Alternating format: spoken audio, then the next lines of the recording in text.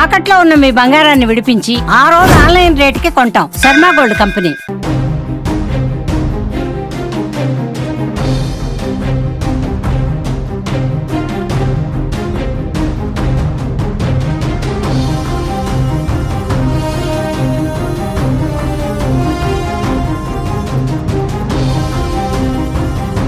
Big breaking news చూస్తున్నాం. ఇది తెలుగు వారిని విషాదంలోకి ముంచే వార్త.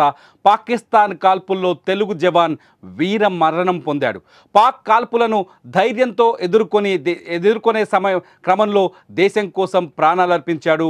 ఏపీలోని సత్యసాయి జిల్లా గోరంట్ల మండలం కల్లితండాకు చెందిన మురళీ నాయక్ జమ్మూ కాశ్మీర్లో పాకిస్తాన్ జరిపిన కాల్పుల్లో చనిపోయాడు.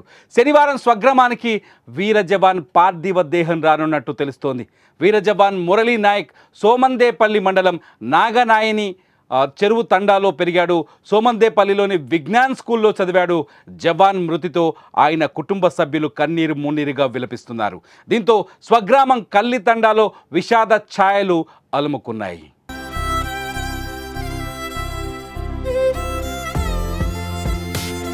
పహల్గామ్ దాడి తర్వాత పాక్ కాల్పులు సరిహద్దుల్లో కాల్పులు జరుపుతోంది పాకిస్తాన్. ఆపరేషన్ సింధూర్ అనంతరం ఈ కాల్పులు మరింత తీవ్రతరం చేసింది. సరిహద్దు రాష్ట్రాలపై పాకిస్తాన్ సైన్యం దాడులు చేస్తోంది. దీన్ని భారత సైన్యం ధీటుగా తిప్పికొడుతోంది. ఈ యుద్ధంలో ఇప్పటికే పలువురు సైనికులతో పాటు సామాన్యులు కూడా మరణించారు. వారిలో తెలుగు జవాన్ మురళీ నాయక్ కూడా ఉన్నాడని తేలింది. మురళీ నాయక్ మరణ వార్త తెలిసి స్థానికులు వీధుల్లో ఆయన ఫోటోలు పెట్టి నివాళులర్పిస్తున్నారు. అదే సమయంలో పాకిస్తాన్కు వ్యతిరేకంగా నినాదాలు చేస్తున్నారు.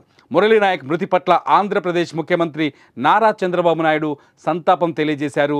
దేశ రక్షణలో శ్రీ సత్యసాయి జిల్లా పెనుగొండ శాసనసభ నియోజకవర్గం గోరంట్ల మండలానికి చెందిన మురళీ నాయక్ అనే సైనికుడు ప్రాణాలు కోల్పోవడం విషాదకరమన్నారు ముఖ్యమంత్రి చంద్రబాబు నాయుడు. దేశం కోసం ప్రాణాలర్పించిన అమరవీరుడు మురళీ నాయక్ ఆయన నివాళులర్పించారు.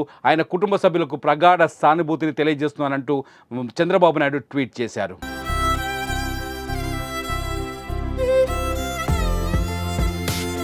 మురళీ నాయక్ మరణం భారత ప్రజలు ఎప్పటికీ తీర్చుకోలేని రుణం. దేశం కోసం మీ ప్రాణాలు అర్పించి వీర మరణం పొందారు. మీకు సల్యూట్ అంటోంది సుమన్ టీవీ.